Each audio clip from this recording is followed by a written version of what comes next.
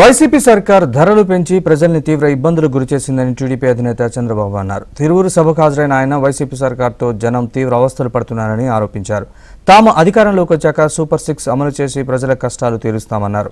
జగన్కు రంగుల పిచ్చి, ఫోటోల పిచ్చి పెరిగిందని విమర్శించారు.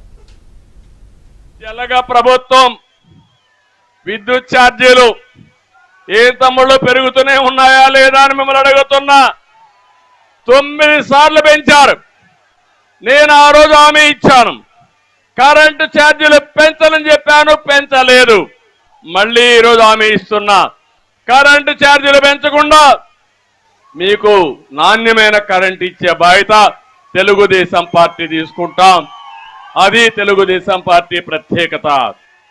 మద్యం ధరలు ఏం తమ్ముళ్ళు బూమ్ బూమ్ అన్నీ వచ్చేసాయి. పక్కన కర్ణాటక తెలంగాణ ఉంది, అక్కడుండే బ్రాండ్ ఇక్కడ లేదు, ఉందా ఇక్కడ? అందుకే మీరంతా సాయంత్రం వెళ్ళిపోయి తెలంగాణలో తాగేసి పెట్రోల్ కూడా చౌకగా ఉంటుంది కాబట్టి మీ బండికి కూడా పెట్రోల్ వేసుకొని 2 పనులు పూర్తి చేసుకొని ఇంటికి వస్తున్నారు. అవునా కాదా అని మిమ్మల్ని అడుగుతున్నా. ఏంటి ప్రభుత్వం? కనీసం ఇంగిత జ్ఞానం లేకుండా దేశంలో ప్రపంచంలో ఎక్కడా లేని బ్రాండ్లు ఆంధ్రప్రదేశ్ తీసుకొచ్చి పెట్టాడు. అది కూడా నాసిరకం. మీ రక్తాన్ని తాగుతున్నాడు. ఈ ముఖ్యమంత్రిని చూస్తే రంగుల పిచ్చోడు. ఎక్కడ ఏది కనపడినా ఆయనకు ఆ రంగేసేయాలి, ఈయన ఫోటో వేసుకోవాలి. అవునా కాదా? ఎవరికో పుట్టిన బిడ్డకి ఈయన పేరు పెట్టుకుంటాడు. ఈయన చేయలేదు.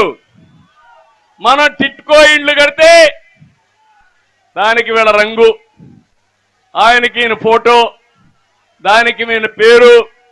ఇది ఎక్కడ అన్యాయమో నాకైతే అర్థం కావడం లేదు.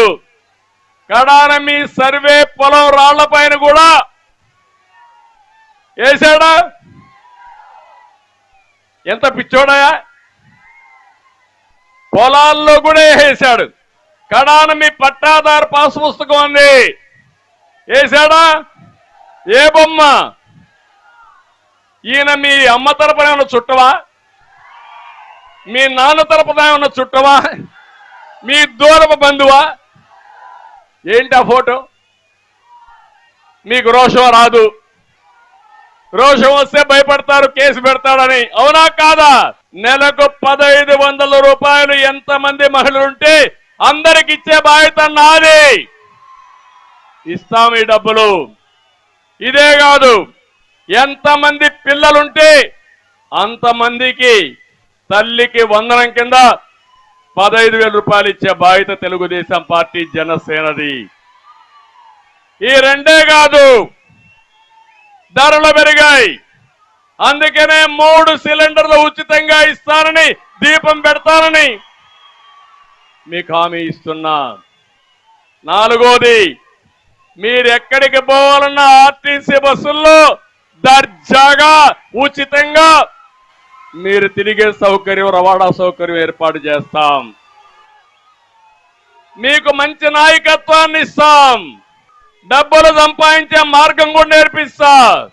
జగన్మోహన్ రెడ్డి ఎమ్మెల్యేలు నమ్మడం లేదు. అవునా? నమ్ముతున్నాడా అని మిమ్మల్ని అడుగుతున్నా. అసలు ప్రజలు జగన్మోహన్ రెడ్డి నమ్మడం లేదు, ప్రజలు నిన్ను నమ్మడం లేదు, మీరు మాత్రం ఎమ్మెల్యేని నమ్మడం లేదు. దీనికి ఏం చెప్పాలి నాకైతే అర్థం కావడంలా. రాష్ట్రం మొత్తం ఒకటే అంటున్నారు,